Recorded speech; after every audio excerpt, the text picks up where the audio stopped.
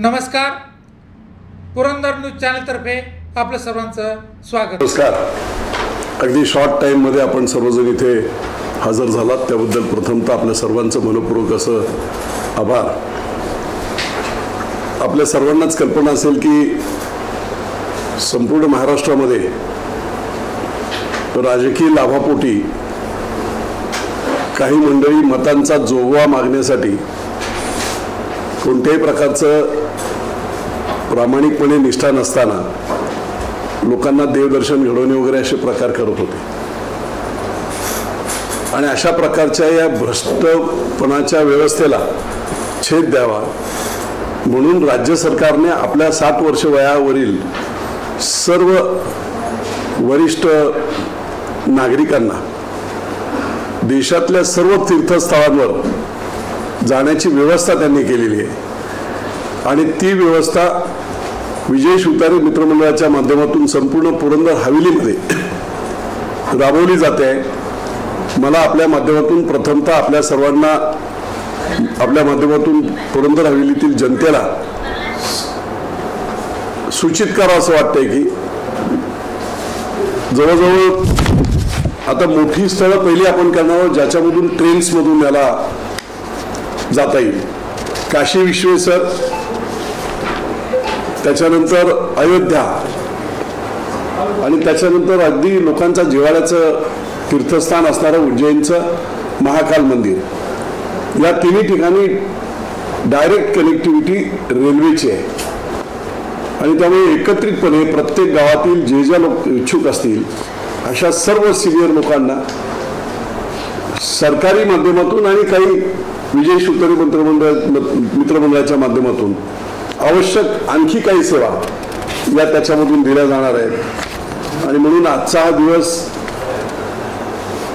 आपण सर्वांनीच पाहिला असेल की अनेक लोक निवड लोकांना भावनिक करून तीर्थयात्रेच्या नावाखाली मतांचे जोगे आणि त्या ठिकाणी जाऊन शपथा घेणे अशा प्रकारचं काम करत होतं। लोकांना ते पटत नव्हतं, परंतु काही मंडळी खरोखरची गरीब मंडळी ती त्याच्यामध्ये समाविष्ट होत होती।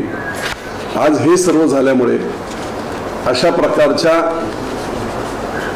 लोकशाहीमध्ये ज्या चुकीच्या पद्धती अवलंबल्या जात आहेत त्याला छेद दिला गेलेला आहे। याच्या बरोबरीने काल मी आमच्या लाडक्या बहिणींना पुरंदरमध्ये जवळजवळ 68,000 लाडक्या बहिणी झालेली आणि खाली हवेलीमध्ये हवेलीची जी 11 गाव आहेत त्या गावामधून जवळजवळ 41,000 जवळजवळ 1,10,000 लाडक्या बहिणी बारकाईने आमच्या कार्यकर्त्यांनी, त्याचप्रमाणे मदतनीस, अंगणवाडी सेविका, ई सेवा केंद्र, माझ्याकडे जवळजवळ 20 महिला आम्ही बसवले होते की लोक येत होते तसं त्यांचे फॉर्म ऑनलाईन भरून एक चांगलं काम पुरंदर हवेलीमध्ये झालं आहे आणि म्हणून त्या सर्वांना मी पत्र सुद्धा दिलेलं आहे सगळ्या लाडक्या बहिणींना आणि त्याच्यात मुद्दाम हा उल्लेख आहे की आयुष्यभर मुलगी 20 वर्षापर्यंत आईवडिलांच्या घरी काम करत असते, सर्व सेवा देत असते। 20 वर्षानंतर लग्न झाल्यानंतर ती नवऱ्याच्या घरी अव्याहतपणे सेवा देत असते। या दोन्ही सेवांमधून कसलाही मोबदला काही नसतो, ते पारंपरिक कर्तव्य म्हणून होत असतं। पण वस्तुस्थिती ही देखील तितकीच खरी आहे की 60 वर्षाची एखादी महिला, मुलं लग्न झाली, सर्व झाल्यानंतर तिला जर देवाला कुठे जायचं असेल, पंढरपूरला कुठे, तर 1000 रुपये आपल्या वृद्ध नवऱ्याकडे किंवा तरुण करता मुलगा आहे त्याच्याकडे मागावे लागतात।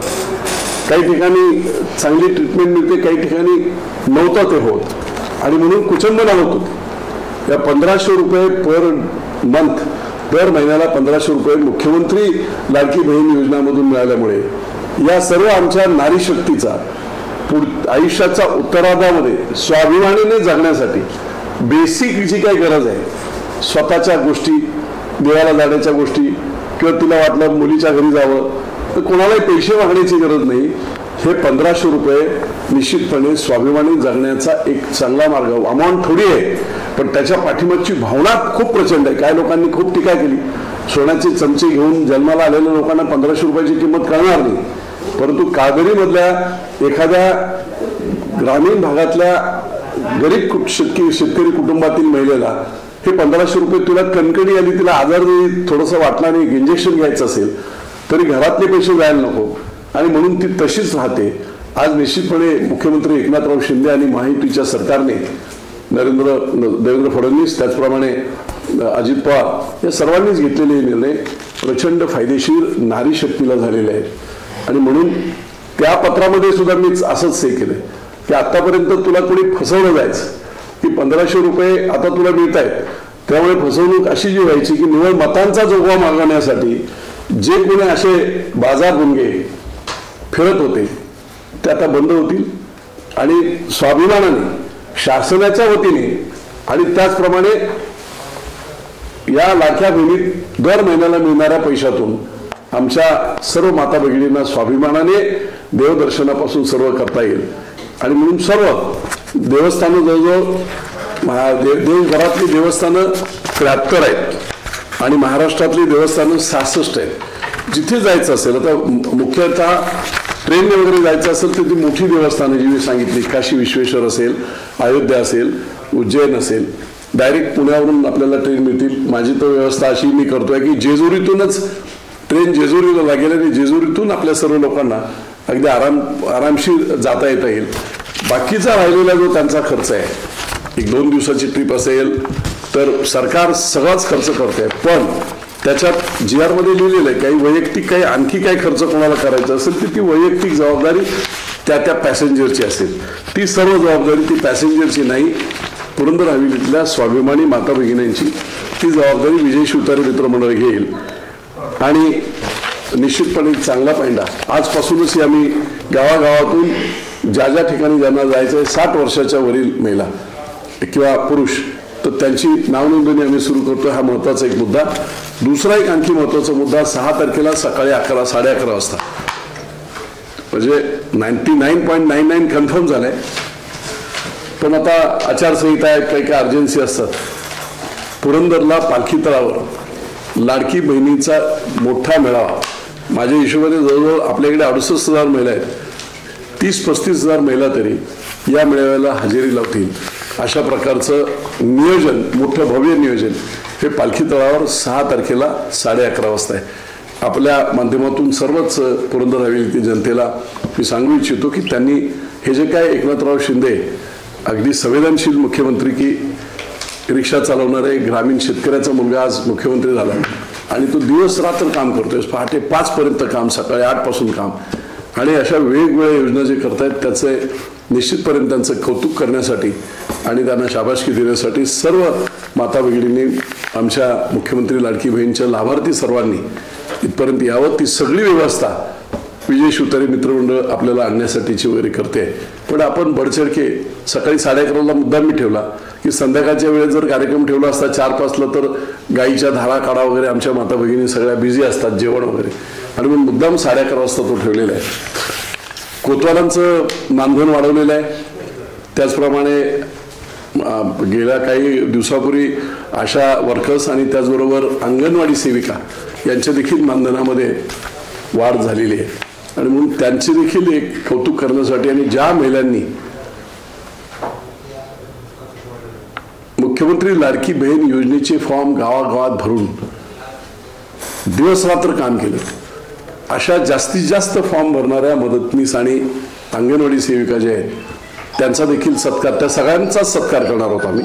पण त्याच्याबरोबर 1ला नंबर, 2रा नंबर, 3रा नंबर अशी 3 प्राईज त्यांना प्रोत्साहन म्हणून त्यांनी केलेल्या कामाच्या बाबतीमध्ये आम्ही ते देणार आहोत. तो एक कार्यक्रम हा आचार्य सभागृहामध्ये 6 तारखेच्या आत कदाचित जसं अवेलेबिलिटी असेल आज किंवा उद्या ते पूर्ण होऊन जाईल.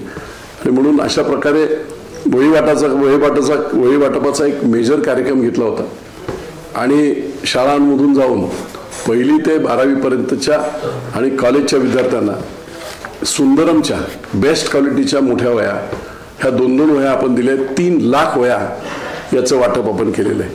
शेतकऱ्यांना अतिशय आवश्यक असणारी जी डायरी असते ती दरवर्षी मी करत असतो, तिचं देखील संपूर्ण व्यवस्था केलेली आहे आणि त्या देखील शेतकऱ्यांच्या फायद्यासाठी त्याच वेगवेगळ्या कार्यक्रमातून त्या वाटल्या जातील.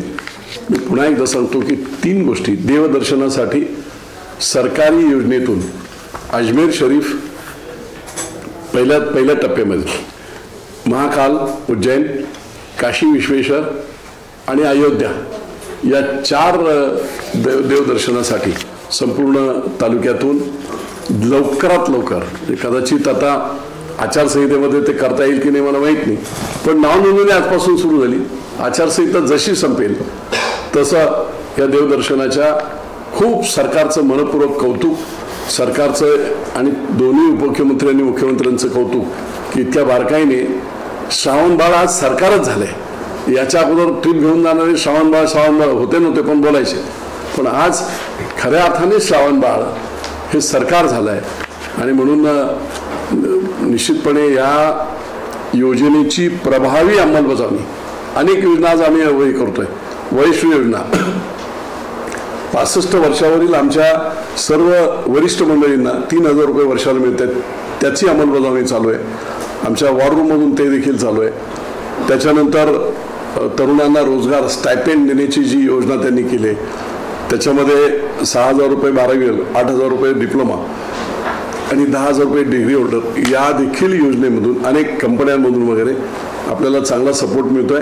माझ्या मते जवळजवळ 1.5 लाख मुलांना ऑलरेडी सरकारी आस्थापनातून रोजगार मिळाला आहे आणि वेगवेगळ्या ठिकाणच्या MIDCs, वेगवेगळे कारखाने, वैयक्तिक हे त्याच्यामधून देखील चांगल्या प्रकारचा सपोर्ट मिळतो. आणि म्हणून इतक्या बारकाईने लोकाभिमुख, लोकांना अभिप्रेत असणाऱ्या सर्वसामान्यांना केंद्रबिंदू मानून केलेल्या या सर्व योजनांचा जास्तीत जास्त अंमलबजावणी बारकाईने आपल्या सगळ्या शिवसेनेच्या कार्यकर्त्यांच्या मार्फत, महायुतीच्या सर्व लोकांच्या मार्फत राबवणे, अशा प्रकारचा संकल्प आम्ही सगळं केला आहे. आणि म्हणून एक 6 तारखेची लाडकी बहीण योजनेचा कार्यक्रम, त्याचबरोबर देवदर्शनाच्या ट्रेन्सचा कार्यक्रम आणि त्याचबरोबर आशा वर्कर्स, अंगणवाडी सेविका ज्यांनी चांगलं काम केलं त्यांचे सत्कार, तिथेही 3 सत्कार आम्ही करणार आहोत. पण त्याच्याबरोबरीने सगळ्यांना एकत्र बोलून 68,000 लोकांची नोंदणी करणे, याच्यामध्ये मोठा सहभाग त्यांनी घेतलेला आहे. म्हणून त्या सर्वांना एका ठिकाणी बोलवून त्या सगळ्यांना त्यांचं कौतुक केलं जाईल. त्यांना काही शाबासकीपर काही गोष्टी हे केल्या जातील. जेवढ्या सेविका आहेत त्यांना मान सन्मान म्हणून त्यांना साडी चोळी दिली जाईल की त्यांनी ते काम केलेलं आहे. म्हणजे टोटल 1 लाख धरले आणि 1,500 रुपये धरले तर यू कॅन जस्ट इमॅजिन शेकडो कोटींचं काम गोरगरिबांच्या अकाउंटमधून येत आहे. काल सुद्धा 1,500 रुपयाचा एक हप्ता मुख्यमंत्री महोदयांनी हे केलेलं आहे. आज आणखी एक महत्त्वाची घोषणा कालच्या याच्यामध्ये झाली आहे की ग्रामसेवकाच्या अंडर जो सहाय्यक ग्रामसेवक अशा प्रकारची जी पोस्ट होती, MRIGचं काम केल्यानंतर त्या कामातले काही टक्के फक्त त्यांना मिळायचे. काही ठिकाणी कामं व्हायची, काही ठिकाणी व्हायची नाही आणि म्हणून त्यांना रोजगार मिळायचा नाही. परंतु शिकलेली मुलं अशी हरकत असायची आणि म्हणून त्यांचा सर्वांचा विचार करून ग्रामसेवक सहाय्यक जे होते त्यांना फिक्स्ड 8,000 रुपये मानधन महिन्याला हे मुख्यमंत्री महोदयांनी केलं की ज्याच्या माध्यमातून गावातली कामं होतील आणि 8,000 रुपये फिक्स मिळाल्यानंतर त्या मुलाला निश्चितपणे त्याच्या स्वतःच्या संसाराला देखील चांगल्या प्रकारचा हातभार लागेल. आणि म्हणून ही कधीही न झालेली कामे, कधीही कोणी विचार न केलेली सत्ताधाऱ्यांनी कामं ही सरकार करते आहे. मी पुन्हा एकदा मुख्यमंत्री, दोन्ही मुख्यमंत्र्यांचं मनपूर्वक असं आभार मानतो, अभिनंदन करतो. आणि या कार्यक्रमाला, लाडकी बहीण कार्यक्रमाला बढ चढके सर्वांनी यावं. त्याचप्रमाणे देवदर्शनाला रेकॉर्ड आपण करू. जेवढी आमची वरिष्ठ माणसं आहेत, एकही माणूस सोडणार नाही मी. काशीला जावं हे हिंदू धर्मामध्ये खूप महत्वाचं आहे. कुठचाही इलेक्शन झाल्यावर करतोय मी आता, ते इलेक्शनच्या अगोदर करत नाहीये. इलेक्शनच्या अगोदर काही स्वार्थी हेतू ठेवून काम केलं, पण ही आता अव्याहत प्रोसेस, जोपर्यंत स्कीम चालू आहे तोपर्यंत अव्याहत प्रोसेस सुरू होईल. आणि पुरंदर हवेलीमधील प्रत्येक वयोवृद्धाला या 3 ठिकाणी जाण्याची संधी देणे ही अशा प्रकारची योजना झाली. ती योजना काटेकोरपणे, मनपूर्वक, त्याच्यात स्वतःचं आणखी काही जे काही लोकांना मदती करता येईल ते करत ती योजना देखील आम्ही करणार आहोत. त्या 3 गोष्टींसाठीच ही पत्रकार परिषद होती.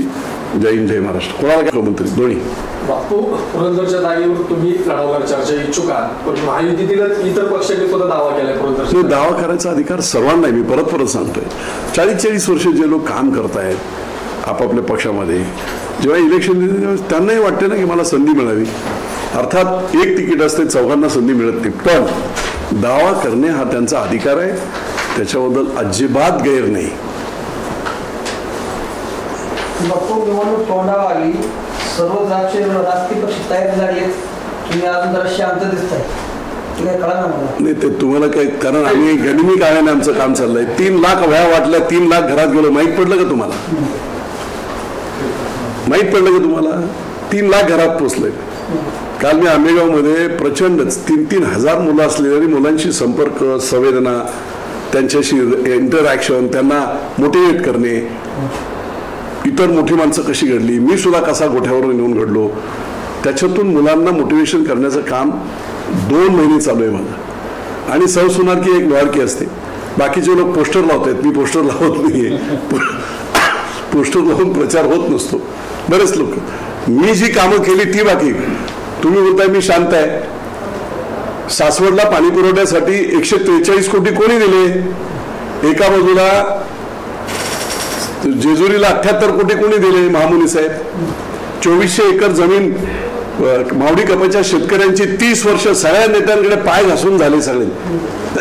मुख्यमंत्री महोदयांनी आणि उदय सामंतांनी, मंत्री महोदयांनी एका झटक्यामध्ये एका शेतकऱ्याचा चाही न घेता 2400 एकर जमीन सोडवली.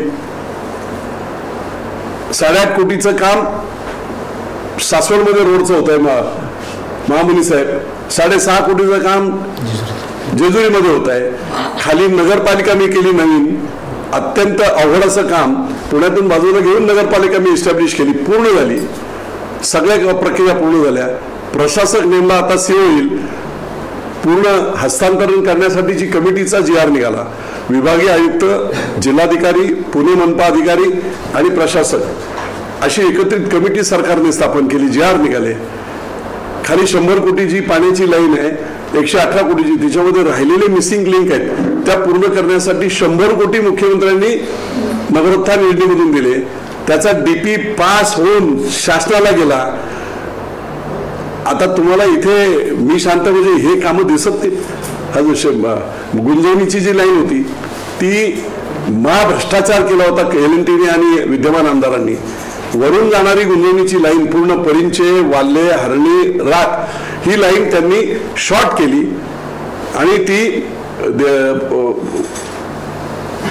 मानकी आणि जेवढमधून जेवढ्याला घेऊन गेले. कुठे नीरा आपला राखेला 47 किलोमीटरला 50 किलोमीटर लाईन कमी झाली. 50 किलोमीटर मध्ये 400 कोटीची बचत झाली. ही कोणी खाल्ले? आणि ही लाईन का बदलली?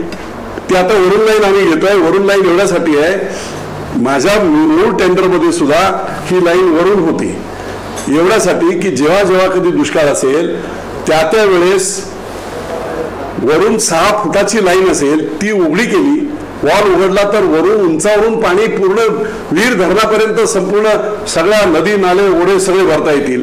ती लाईन तुम्ही खालून EPC कॉन्ट्रॅक्ट आहे, जे काय बचत होती ती कंपनीला मिळते.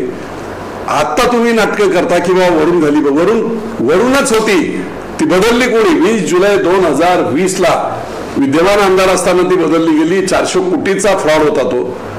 काही अधिकारी आणि या सगळ्या राजकीय लोकांनी मिळून LNTने केलेलं चुकीचं काम होतं. LNT म्हणत होती की बाबा वर पाणी जाईल, धरण उंचावर आहे. होय, लपतवाडीतून जाणारी लाईन जर वाल्ल्याला पाणी काढलं 8 इंचाचं पाणी जाईल, पण लपतवाडी ते वाल्ले या उंच अशी जाणाऱ्या लाईन मध्ये जर कोणी भोकं पाडली, पंक्चर केले तर वर पाणी जाणारच नाहीये.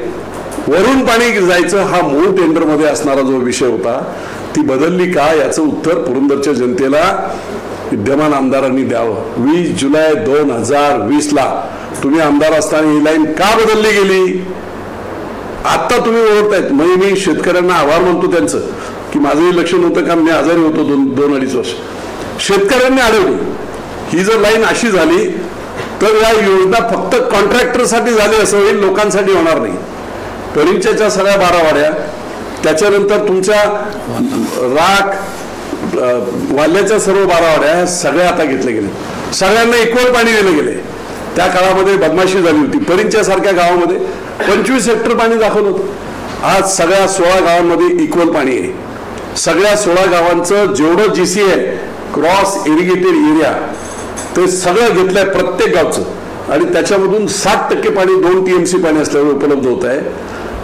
60% सर्वांना समान पाणी, ग्रॅव्हिटी लाईन अशा पद्धतीची जी मूळ योजना माझी होती तिच्यात बदल केला होता. तो बदल रद्द करून मुख्यमंत्री महोदयांनी सांगितलं आणखी 50-100 कोटी लागायला हरकत नाही, पण ही पाण्याची योजना पुढच्या 4-5 पिढ्यांसाठी योग्य आहे, महत्वाची आहे. 24 जुलैला ती मिटिंग झाली मुंबईमध्ये. सर्व शेतकरी सुद्धा होते, मुख्यमंत्री होते, सगळे वरिष्ठ अधिकारी होते.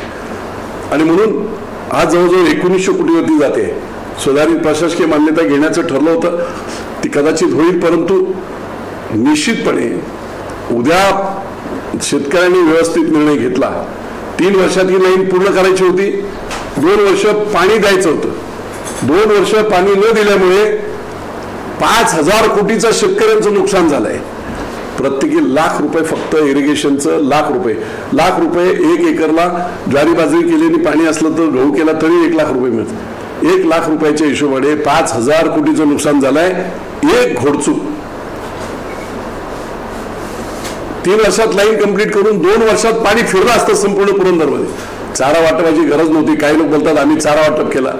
अरे तुमच्या नालायकपणामुळे, चुकीचा माणूस निवडून दिल्यामुळे त्याला जबाबदार सगळेच आहेत. ते तुम्हाला पाणी टँकरची गरज लागली नसती, पाणी आलं असतं तर तुम्हाला चाऱ्याची गरज लागली नसती. 5000 कोटीचं शेतकऱ्यांचं नुकसान झालंय. शेतकी अधिकाऱ्यांच्या नुसार हा रिपोर्ट 5000 कोटीचा शेतकऱ्यांपर्यंत मी पोहोचवलं. ज्या दिवशी माहीत पडेल, हो मी आता गावागावातून बोलतो, मी पुरंदर ऊस नीट चालवलं नाही. मी जेव्हा तिथे माळशिरसला जातो म्हणे 4 वर्ष आमचा ऊस चुकून जातो. दरवर्षी 50,000 कमीत कमी वेटेज कमी होऊन जातात आमच्या.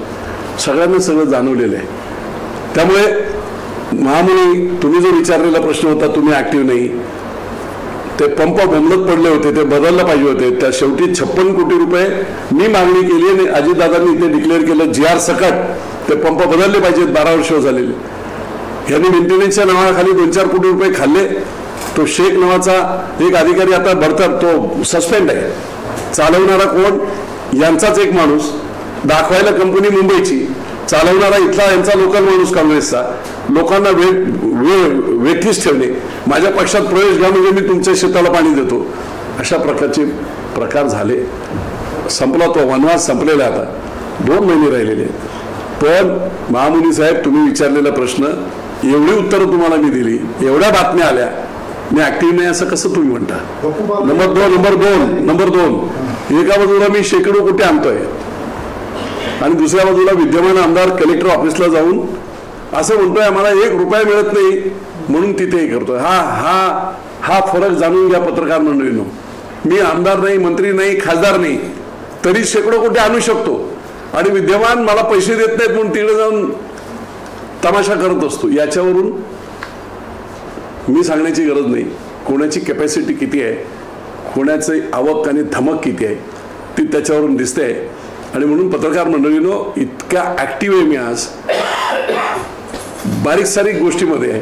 त्यामुळे तुम्ही कोणी काय लोक, 1-2 लोक आहेत पगारी ठेवले, तेच पोस्ट सोडत असतात. गुलाल आमचा, हा आमचा, तो आमचा, अशा गोष्टी घडत आहेत. मला कळत नाही. लोकांची सेवा केली पाहिजे, लोकांसाठी झटलं पाहिजे, तर त्याच्यातून होतं. मी अजूनही काही 5 गोष्टी मोठ्या आहेत. लकीली त्या फाईल्स पोचाव्यात आणि विधानसभेची आचारसंहिता आत लागण्याच्या आत त्या क्लिअर आहेत अशी मी करतो.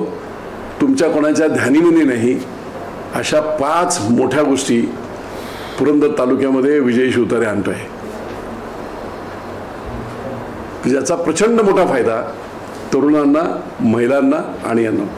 बाकीच्या गोष्टी तर आपल्याला माहिती आहेत की बाबा MIDC आता ही सगळी गायरान जमिनीवर IT पार्क करते. IT पार्क केल्यानंतर प्रचंड मोठ्या प्रमाणात रोजगार उपलब्ध होतो. आपली इंजिनियर झालेली मुली BCS MCS झालेली घरी बसलेली आहेत. त्या लोकांना त्याची प्रोसेस जोरात चालू आहे. त्या 5 मध्ये ते सुद्धा एक आहे. आणि म्हणून विमानतळाचं काय झालं? विमानतळाच्या बाबतीत परवा पुण्यामध्ये मुख्यमंत्री महोदयांनी जाहीर केलं आहे. त्यांच्या भाषणामध्ये जेव्हा PM मेट्रोच्या उद्घाटनासाठी ते आले होते त्या दिवशी मी 5:30 पर्यंत माझी मीटिंग होती. आम्ही सगळेच जण होतो आणि त्याच्यानंतर मी नाही येऊ शकलो तिथे, थोडी तब्येत बरी नव्हती. पण त्यांना सांगितलं होतं, त्यांनी सांगितलं की पुरंदरला आहे त्याच ठिकाणी विमानतळ करेल असं शासनाची भूमिका. मी आज एवढ्यासाठी बोलतोय, एक गेम चेंजर प्लॅन असताना राजकारण करून स्वतःच्या स्वार्थासाठी पुढच्या पिढ्यांना धाडेले देणारे राजकारणी आपल्याकडे आहेत आणि म्हणून मी त्याच्यावर शांत आहे. सरकार जो काही निर्णय घ्यायचा तो घेईल. मी व्यक्तिगत काही बोललो की त्याचं भांडवल करायचं आणि आपलं राजकारणात पोळी भाजायची भूसंपादन सुरू करणार म्हणून तर बोलतो ना. त्यांनी आता काय सांगितले तर तुम्हाला त्याच्यावर मी आता विश्लेषण देणं काय आवश्यकता आहे. मुख्यमंत्री महोदयांनी जे सांगितलेलं आहे ते मी असताना त्यावेळेस स्वेच्छा खरेदीने सांगितली होती. स्वेच्छा खरेदी म्हणजे 5 पट पैसे, ताल, विहीर, गडगडे, दुकान या सगळ्या गोष्टींचे पैसे समृद्धी मार्गाला जसं तसं स्वेच्छा खरेदी जाहीर केली होती. परंतु लोकांनी एवढा विरोध केला, राजकारण केलं, प्रचंड मोठं नुकसान लोकांचं होईल. त्याची जबाबदार मरेपर्यंत त्यांना ते भोगावे लागतील. इतकं चांगलं प्रोजेक्ट आहे. सगळे पार्टीज आपण सगळ्यांचा हेतू एकच असतो, आपल्या भागाचा विकास, लोकांचा विकास. अशा वेळेस सगळे एकत्र आले पाहिजेत. जे कोल्हापूरला होते, जे महाराष्ट्रात अनेक ठिकाणी होतं, राजकारण एका जिल्हा परिषद गटासाठी करत केलं, त्याचे पाप ते त्यांना फेडावं लागेल. आणि म्हणून व्यक्तिगत कोणावर टीका करणे नाही, परंतु हे गेम चेंजर प्रोजेक्ट आहे. मी आज जी काही महानगरपालिकेतून नगरपालिका केली आहे ती नगरपालिका फुरसुंगी, देवाची उरळी, वडकी, उद्याचं सासवड सुद्धा त्याच्यात मर्ज होईल, जेजुरी मर्ज होईल, एअरपोर्ट येईल. आणि तुम्हाला मी सांगतो इतिहास घडणार आहे परत, जसा पिंपरी चिंचवड झाला. नवीन पुणे महानगरपालिका म्हणून ही महानगरपालिका आपल्या अस्तित्वात येईल. हजारो कोटींचा संधी लोकांना व्यवसाय करायला, आमच्या शेतकऱ्यांना, तरुण पोरांना सगळ्यांना मिळणार आहे. आणि पूर्ण गेम चेंजर असं हा सगळं होणार आहे. जशी महानगरपालिका जेव्हा नगरपालिका केली पिंपरी चिंचवड त्यावेळेस खासदार आमचे मगर त्यांच्यावर खूप टीका केली होती. पण 1982 साली झालेली ती नगरपालिका 86ला महानगरपालिका करावी लागली आणि आज एशिया खंडातली सगळ्यात श्रीमंत महानगरपालिका आहे. सेम वातावरण इथे आहे. तिथे तर विमानतळ नव्हतं, इथे इंटरनॅशनल विमानतळ एवढी मोठी, जशी पिंपरी चिंचवडला इंडस्ट्री आहे तशी मोठी इंडस्ट्री जेजुरी MIDC आहे. पाणी उपलब्ध आहे प्रचंड. 50 TMCचं क्लस्टर आहे, त्याच्यातलं 10% पाणी इंडस्ट्रीसाठी, म्हणजे जवळजवळ 5 TMC पाणी, अजून अर्धा TMC पाणी यूज नाही झालं. त्यामुळे महाराष्ट्रातली सगळ्यात बेस्ट उद्योगाला जागा आज कुठची असेल जिथे सगळ्या फॅसिलिटी आहेत. रेल कनेक्टिव्हिटी, रोड कनेक्टिव्हिटी, रेलला आपला धक्का आहे रेल्वेचा, रोड कनेक्टिव्हिटी, पालखी मार्ग आहे, एअर कनेक्टिव्हिटी, विमानतळ येऊ घातलेलं आहे आणि पाणी, या 4 गोष्टी जिथे असतात तिथे इंडस्ट्री फोपावते. आणि म्हणून मला खात्री आहे की जेजुरीचा पुढचा जो टप्पा आहे MIDCचा, विमानतळाने हे सगळं झाल्यानंतर ही नवीन महानगरपालिका, पुणे नवीन महानगरपालिका, अशा प्रकारचं एक बगळा म्हणून जन्म घेतला तरी त्याचा राजहंस होणार आहे, हे विजन माझं आहे. आणि म्हणून जशी तीच हिस्ट्री रिपीट्स असं म्हटलं जातं. पिंपरी चिंचवडच्या बाबतीत जो इतिहास झाला तसाच इतिहास या नगरपालिकेचा पुढे महानगरपालिकेत होईल, हे माझं विजन आहे.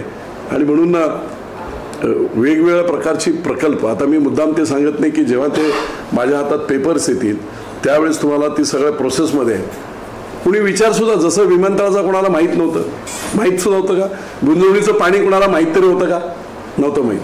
तसे आणखी 2-3 मोठे प्रकार असे आहेत की हे विचारसुद्धा करत नाहीत. आपले लोकल नेते विचार देखील करू शकत नाही. बापू, तुम्ही आत्ताच म्हटला की महानगर परिषदेचं महानगरपालिकेमध्ये रूपांतर होईल. सासवड नगर परिषदेवरती जे चंदूकाका जगताप हे नाव लावलं गेलेलं आहे, हे कितपत योग्य आहे आणि तुम्ही आतापर्यंत टीका घेतली नाही? एक लक्षात घ्या, व्यक्तिगत टीका शेवटी आपल्याच तालुक्यातले लोक आहेत. चंदूकाका जगताप सुद्धा त्या काळात माझ्या अगदी जवळचे मित्र होते. ठीक आहे, त्यांना ते कळलं पाहिजे आणि लोकांनी त्याचा हिशोब केला पाहिजे. मी त्याच्यावर काही टीका नाही, पण लोकांना पटत नसेल तर लोक बघतील ना काय करायचं ते. दुसरा एक प्रश्न असा आहे, पुरंदरच्या विकासात तुम्ही डिबेटिंगला बसणार का कोणाबरोबर? कोणाबरोबरी ना आमदारांनी तयारी दाखवून तुम्ही बसणार का त्यांच्याकडून? तयारी तर दाखवू दे ना. ती मग ती असं नाही, ती फक्त इथली नाही पाहिजे, कुठे पालखी तळावर लावा, सगळं मीडिया बोलवा, कोणी पुरंदरचा विकास ह्याच्यावर तुमचं माझं पुरंदरच्या प्रश्नावर एकत्र बसून चर्चा केली पाहिजे. नाही, चर्चा नाही, मी बोलेल ना चर्चा. मी ज्या केलेल्या गोष्टी होत्या त्या 5 वर्ष पाठीमागे गेल्या, 5,000 कोटी शेतकऱ्यांचं नुकसान झालं तुमच्या मूर्खपणामुळे. विमानतळ दुसरीकडे शिफ्ट करायचा प्रकार, पळून नेण्याचा प्रकार झाला. कुणामुळे झाला? महाविकास आघाडी सरकार असताना पहिल्या मीटिंगमध्ये गुंजवणीचं पाणी मी 2.5 वर्ष दिलं नव्हतं कुठेही. ते फक्त बोर वापरेल, वेल्ला वापरेल आणि पुरंदरची आमची माणसं वीर धरणातल्या उपसा सिंचन योजना आणि मानकी डोहातून जोर मानकी हे पाणी आम्ही वापरणार, आम्ही देणार नाही पाणी. पहिल्याच महाविकास आघाडीच्या मीटिंगमध्ये, पहिल्या मीटिंगमध्ये महाविकास आघाडीच्या सरकारने मंत्रिमंडळाचा ठराव करून 7% पाणी डाव्या कालव्याला म्हणजे बारामती वगैरे, 40% अकलूज वगैरे त्या भागाला पहिल्या मीटिंगला राज्य सरकारच्या आमदारांनी बरं तरी काढला का? त्यामुळे या 5 वर्षात झालेलं जे नुकसान आहे तेही लोकांच्या लक्षात आलं पाहिजे ना. होरपळलेत लोक, गरीब माणसं होरपळले अक्षरशः. त्यामुळे निव्वळ चर्चा नाही, चर्चा तर होईल भविष्याचा विकास, पण 5 वर्ष कशी वाया गेली याच्यावर देखील चर्चा होणार. 10 वर्षामध्ये मी 178 किलोमीटर रस्ते मुख्यमंत्री सडक योजनेतून केले. 1 किलोमीटर झालाय का 5 वर्षात? 178 किलोमीटर 14 ते 19. मी 2000 शेततळी केली सरकारी याच्यातून. 1 तरी झालाय का विचारा. चेक डॅम, सिमेंट बंधारे, लाईनने सिमेंट बंधारे सगळ्या याच्यात 467 केले. 1 तरी झालाय का नवीन विचारा. या सगळ्या योजना मी जलसंधारणाच्या, जलसंपदाच्या सगळ्या योजना राबवल्या होत्या. मग ते युडीच्या असतील का नाही झाले हे? मी काय आमदार नाही ना, पण मग हे आमदारांना महाविकास आघाडीचे जे आज मी माझं सरकार आहे म्हणून मी जेजुरीला आणि सासवडला पाणी पुरवठ्याच्या योजना ज्या अत्यंत आवश्यक आहेत, 30 वर्षापूर्वीच्या लाईन, लोकसंख्या एवढी वाढली आहे, लोकांना 4-4 दिवस पाणी मिळत नाही, हे कोणाला जाणवलं पाहिजे होतं? विद्यमान आमदाराला जाणवायला पाहिजे होतं. महाविकास आघाडीचं सरकार असताना या योजना पास करून घेतल्या पाहिजे होत्या. नाही. त्यामुळे हे अपयश व्यक्तिगतरित्या नाही, व्यक्तिगत टीका करायची गरज नाही, पण एखादा चांगला मर्सिडीजचा मेकॅनिक असेल, त्याला जर तुम्ही बायपास करायला दिली एखाद्याची, तो मरणार आहे पेशंट. त्यामुळे लोकल बॉडीज सांभाळणारी माणसं विधानसभा नाही सांभाळू शकत, हे प्रूव्ह झालंय. आता लोकल बॉडी चालवा तुम्ही चांगली. म्हणून मी म्हटलं की अगदी चांगला एक्सपर्ट मर्सिडीजचा मेकॅनिक म्हणून त्याला एखाद्या माणसाचं बायपास ऑपरेशन करायला लावलं तर तो मरून जाणार आहे. तसं झालं.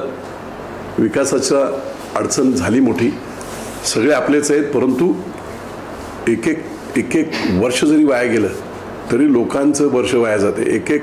एक रुपया जरी नुकसान झालं, 5,000 कोटीचं नुकसान छोटं आहे. कृषी खात्याकडचे आकडे हे मी इलेक्शनच्या दरम्यान जाहीर कृषी खात्याने दिलेले आहे. पिंपळाला बागा जळून गेल्या, श्रीमंत माणसं होती ना, त्या लोकांनी 30,000 रुपये खर्च करून आपल्या बागा जगवल्या. त्या वर्षाचं उत्पन्न घेतलं आणि पुढे 10 वर्ष. पण जो गरीब होता ना, त्याची बाग जळून गेली. 10 वर्षाचंही उत्पन्न गेलं आणि संपूर्णच गेलं. आणि नेहमी बोंबललं जातं की मी विरोधी पक्षात आहे, मला फंड दिला जात नाही, मला फंड दिला जात नाही. अरे 2009 ते 14 मी विरोधी पक्षात होतो ना, बोकांडी बसून काम करत होता. त्याच वेळेस पास केलेली मी प्रशासकीय इमारत, त्याच वेळेस पास केलेलं मी जेजुरीचं रुग्णालय, त्याच वेळेस 13 कोटीचे बंधारे मी त्यावेळेस केले होते. विरोधी पक्षात असून त्यांनी काही फरक पडत नाही. तुम्हाला विधानसभेत कुठची आयुध कशी वापरायची आणि मंत्र्यांना कसं अडकवायचं आणि त्यांच्याकडून आश्वासनं घेऊन आपली कामं मंत्रालयात न जाता, कोणाच्या पाया न पडता, याची अक्कल पाहिजे. मी आमदार असताना मंत्रालयात कुठच्याही कॅबिनमध्ये मंत्र्याच्या गेलो नव्हतो, पण विधानसभा आली की सगळी तयारीच असायची सगळ्या डिपार्टमेंटची. आणि काही तर मंत्री बोलायचे, बापू बाबा तुझं काय असेल ते सांग, वस्त्रहरण नको आत. ही दहशत बुद्धीची आणि कामकाजामधली पारंगतता ही ठेवली तर विरोधी आमदार असला तरी त्याला पैसे मिळतात ना, असं कोण हेच नाही. फक्त हे नावाला आहे की विरोधी आमदार असल्यामुळे मला पैसे मिळत नाही आणि रागात एकदम बोलतात मी विरोधी आमदार असल्यामुळे मला पैसे पुरंदरला देत नाही. मग पुरंदरचा एक नवीन देश जाहीर करा. अख्ख्या महाराष्ट्रात त्याची चर्चा झाली. पुरंदरला वाहन आहे बुद्धीचा. आचार्य अत्र्यांपासून ही भूमी पुण्यभूमी भक्ती आणि शक्तीबरोबर बुद्धीसाठी प्रसिद्ध आहे. आणि हे जेव्हा असे सगळे तारे तोडले जातात त्यावेळेस पुरंदरचे मला विचारतात काही लोक, मी आपला हात जोडतो. कित्येक अधिकारी विचारतात, अरे बापू काय रे बाबा, हात जोडतो. बापू, गुंजवणी आणि विमानतळ हा प्रकल्प आहे, हे प्रकल्प अगदी जास्तीत जास्त कालावधी लागणाऱ्या गोष्टी 1 वर्षाच्या आत. उद्या मला लोकांनी उद्या मला ऐका उद्या मला, मी या तयारीत आहे, लोकांनी यावेळेस मला निवडून दिलं, 1.5 वर्षाच्या आत संपूर्ण योजना पूर्ण करून टाकेल. आणि वरून संपूर्ण योजना पैशांसकट सगळ्या फंड्स. विमानतळाच्या बाबतीत मी आता भाष्य याच्यावर करणार नाही, कारण त्याचं राजकारण करून लोकांना गंडवलं जातं, फसवलं जातं. हे 2 मोठे कालावधी लागणारे प्रकल्प आहेत, परंतु पुढचा कालावधी 1.5 वर्ष काय मोठा कालावधी नाही आहे. तो झाला आता 7-8 वर्ष गेली सगळं गोष्ट, परंतु जे 7-8 वर्ष नाही झाली हो. एक मिनिट 2014 2099 ते 2014 काँग्रेस राष्ट्रवादीचं सरकार होतं. एक वीट देखील गुंजवणीच्या धरणावर लागली नव्हती. 2014ला मी मंत्री झाल्यानंतर 2.5 वर्षात ते धरण पूर्ण केलं. 1007 कोटीची त्याच वेळेस 2 वर्षात धरण पूर्ण करून पाईपलाईनची वितरण व्यवस्थेची ऑर्डर. हे राज्यातलं 70 वर्षातलं रेकॉर्ड आहे की इतक्या कमी वेळात वितरण व्यवस्था सुद्धा पास झाली. दुर्दैवाने मी पुढे नसल्यामुळे हे सगळं अडकलं. 2 वर्ष माझी कोर्टात घालवली यांनी. तुम्ही 7-8 वर्ष नाही, 2.5 वर्षात मी धरण पूर्ण केलं. 2 वर्ष कोर्टात फाईट केली. अंतुरकर सारखे वकील कोणी दिले होते 5-5 लाख रुपये पर डेला. शेतकऱ्यांच्या ग्रीव्हन्सेस घेऊन हायकोर्टात गेले होते. आणि शेवटी इलेक्शनच्या दरम्यान आचारसंहिता डिक्लेअर झाल्यानंतर कोर्टाने त्या 6च्या 6 केसेस फॉल्स अँड फ्रिव्हिलेस, खोट्या आणि बिनबुडाच्या आहेत, फेकून दिल्या. मी बोंबलून सांगत होतो की बाबा झालं, क्लिअर झाला आता मार्ग. 2 वर्ष त्यांनी माझी त्याच्यात. नाही तर मी 2019च्या दरम्यान कमीत कमी मायनर झाल्या नसत्या, पण कमीत कमी मेजर लाईन जी आहे ती मी पूर्ण करून घेतली असती, पाणी फिरलं असतं. त्यामुळे मी सांगतोय ओढून की बाबा रे आता झालंय काम. पण महाशयांनी सांगितलं 1250 कोटीची योजना माझ्या स्वतःच्या खर्चातून मी पूर्ण करेल. त्या व्यक्तीकडे पिढ्यानपिढ्याचं उत्पन्न मिळून 250 कोटी आहे, तो 1000 कोटी आणणार कुठून? पण लोकांना फसवलं गेलं, गंडवलं गेलं. खाली सुद्धा तसंच केलं गेलं की टॅक्स मी कमी करून देतो, मला मतदान करा, माझा भाऊ ॲडिशनल कमिशनर आहे. काही झालं नाही. 3 वर्ष हवाल दिले होते लोक. शेवटी माझ्याकडे आल्यानंतर मी मार्ग काढला आणि आता मार्ग निघालाय. आता जी 23 गावं जी पुण्यामध्ये घेतले त्यांचे 3 दिवसापूर्वीच्या बातम्या आपण बघा. पुणे महानगरपालिकेचा टॅक्स आम्ही देऊ शकत नाही म्हणून मी गावं विकायला काढले, असे बोर्ड सगळ्या 23 गावात लावले. आणि जेजुरी आणि आपला फुरसुंगी आणि देवाच्या ओळीतल्या लोकांनी बोर्ड लावले, बापू तुम्ही आम्हाला वाचवलं. आणि लोक सांगत होते की फक्त तुमचा बदनामी करत होते की इकडे सगळे गोडाऊन्स आहेत म्हणून बापून नाही केलं. तिकडे कुठेही गोडाऊन्स नाही आहेत. गावं विकायला काढण्याचे बोर्ड सगळ्या गावकऱ्यांनी लावले आहेत. आणि मुख्यमंत्री महोदयांना मागणी केली आहे की आमची देखील नगरपालिका करा. बापू, गुंजवणी प्रकल्प विमानतळ ही ठीक आहे, पण जे गरजेच्या गोष्टी आहेत, मेडिकल कॉलेज असेल, इंजिनिअरिंग कॉलेज असेल किंवा साखर कारखाने असेल, आजपर्यंत तालुक्यात असं एक कोणती गोष्ट काम होऊ शकत नाही. एक लक्षात घ्या, जे 50-70 वर्षात इतर मतदारसंघात झाले ते 5 वर्षात नाही होऊ शकत. मी मंत्री होतो 5 वर्षात मॅक्झिमम करायचा प्रयत्न केला. आपण साखर कारखान्यात बोलला, आपल्याला माहिती नसेल तांत्रिक बाब. 2 साखर कारखान्यामध्ये 25 किलोमीटरचं डिस्टन्स. पुरंदरमध्ये साखर कारखाना होऊ शकत नाही, गांडवागांडवी आहे, होऊ शकत नाही, कारण 25 किलोमीटरचं डिस्टन्स आहे. 2010ला जे काही शुगर कंट्रोल ऍक्ट 1966 बदलला त्यानुसार अख्ख्या देशामध्ये 15 किलोमीटर 2 चिमण्यामधलं अंतर आहे. पण काँग्रेस राष्ट्रवादीच्या सरकारने ते 25 किलोमीटर टाकलं की दुसरे कोणी येऊच नाही. सगळे कारखाने काँग्रेस राष्ट्रवादीच्याच लोकांचे. त्यामुळे कारखाना येणार कसा? येऊच शकत नाही कारखाना. 25 किलोमीटरच्या डिस्टन्समध्ये कुठेही पॉईंट नाही. पण मी तुम्हाला ज्या 5 गोष्टी सांगितल्या त्या आता तुमचा विषय आला म्हणून सांगतो. होय, पुरंदरमध्ये मोठ्या प्रमाणामध्ये ऊस वाढतोय. सोमेश्वरला मेंबरशिप दिली जात नाही, त्यांचा ऊस उचलला जात नाही. आणि त्याच्यासाठी एक मोठा प्रकल्प ज्याला सरकारची लिमिटेशन नाही आहेत अंतराची, अशा प्रकारचा प्रकल्प. आता मी त्या फील्डमध्ये आहे, 2 कारखाने आहेत माझे.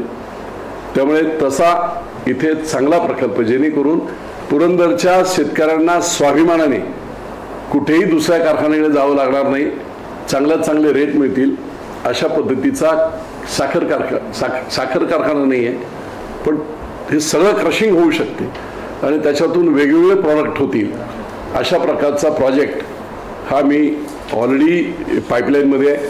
जे 5 गोष्टी मी तुम्हाला सांगत होतो ना, त्यातली एक गोष्ट आता विषय निघाला म्हणून तुम्हाला सांगून टाकले. एक महत्त्वाची गोष्ट पुरंदर तालुक्यात काही शेतकऱ्यांनी मला सांगितली की काही लोक साखर कारखाना होणार या नावाखाली 30-30 हजार रुपयाचे शेअर जमा करते. जुना साखर कारखाना घ्यायचा आहे, जुना साखर कारखाना खरेदी करायचा. जुना साखर कारखाना खरेदी करायला तुम्हाला शेअर घेता येत नाही. प्रायव्हेट कारखाना असेल तर तुम्ही जास्तीत जास्त 200 शेअर घेऊ शकता. 200 म्हणजे किती? 200 गुणिले 30,000.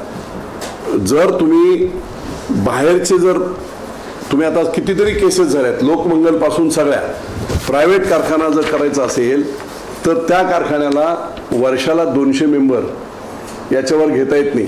कोऑपरेटिव्ह असेल तर तुम्ही 25,000 लोकांकडून घ्या 30,000. पण प्रायव्हेट कारखाना घेण्यासाठी काही लोकांकडून 30,000 रुपये असे जर घेतले गेले आणि लोकांची फसवणूक झाली तर त्याच्यावर निश्चितपणे कोर्टात शेतकऱ्यांच्या वतीने विजय शिवतारे या फसवणुकीच्या विरुद्ध जाईल हे देखील मी जाहीर करतो. त्यामुळे वैयक्तिक कारखाना घेताना लोकांचे पैसे तुम्हाला घ्यायचा स्वतःच्या पैशाने घ्या ना, पण लोकांचे शेअर जमा करून खाजगी कारखाना घेऊन मूर्ख बनवण्याचं काम जर केलं तर त्याच्या विरोधात प्रचंड आवाज उठवला जाईल. क्रिमिनल केसेस होतील. मोठे मोठे गुट्टेपासून सगळे कारखान्यांचे जेवढे लोकांनी असे 30-30 हजार लोकांचे जे पैसे घेतले होते ते परत करावे लागले व्याजासकट. त्यामुळे इथे जर लोकांना तशी फसवणूक केली गेली तर त्याच्या विरुद्ध विजय शिवतारे आवाज नक्की उठवेल शेतकऱ्यांचं. कारण पहिल्या एकदा शेअर जमा झालेले आहेत ना, शेअरही गेले आणि कारखाना गेला आणि सगळंच गेले. त्यामुळे दुसरी प्रकार व्हायला नको. हे तर त्याच्या पुढचे आहे ते, कारण ह्यांनी खाल्ले तर निवडणूक खर्च. यांनी जर असं काय केलं तर त्यांना बोलायची तुमची कोणाची डेअरिंग होणार नाही, पण ते मी होऊ देणार नाही. मला सर्व कल्पना आहे. खाजगी कारखाना करायचा असेल तर स्वतःच्या दमावर केला पाहिजे, इतरांच्या शेतकऱ्यांच्या शेअर कॅपिटलवर नाही. त्यामुळे पुरंदरमधील सर्व शेतकऱ्यांनी सावध राहावं. कुणीही 30-30 हजार रुपये शेअर ते काय आहे ते बघा, अजिबात करायची गरज नाही. शेतकऱ्यांच्या हितासाठी इलेक्शन संपल्याबरोबर तो प्रोजेक्ट मी जमीन घेणं वगैरे सगळं चालू आहे. तो प्रोजेक्ट शेतकऱ्यांच्या हितासाठी, तो प्रॉफिटसाठी नाही, शेतकऱ्यांच्या हितासाठी. ऊसाचं उत्पादन जे वाढलं आहे, उद्या गुंजवणीचं पाणी फिरेल 1-1.5 वर्षात. मी आमदार झालो 1.5 वर्षात पाणी आणणार, तर त्याच्यामध्ये नंतर सुद्धा ऊस खूप वाढेल. आणि म्हणून त्या दृष्टीने त्याची मुवमेंट एक 2-3 महिन्यामध्ये एकदा परतचं सरकार आलं, मी आमदार झालो, काय जे बाकीची काय संधी मिळेल ती मिळेल, पण त्याच्या बरोबरीने ताबडतोब जागा आणि कार्यक्रम 1.5 वर्षाच्या आत गुंजवणीचं पाणी येऊन ऊस लागून आणखी 1 वर्ष जाणार आहे. त्याच्या आत लोकांच्या ऊसाची सर्व व्यवस्था विजय शिवतारे करेल. मला काय कोणाकडून इकडून तिकडून पैसे नाही जमा करायचे, मला कोणाकडून शेअर नाही घ्यायचे. मी स्वतः उभा करेल आणि नंतर मग लोकांना वाटलं की आपला कारखाना आहे तर त्या पद्धतीने एकदा चालू झाल्यानंतर ब क्लासची जी वर्गणी असते त्या हिशोबाने ते मी करेल. पण कारखाना स्वनिधीतून उभा राहील, लोकांच्या निधीतून नाही. धन्यवाद.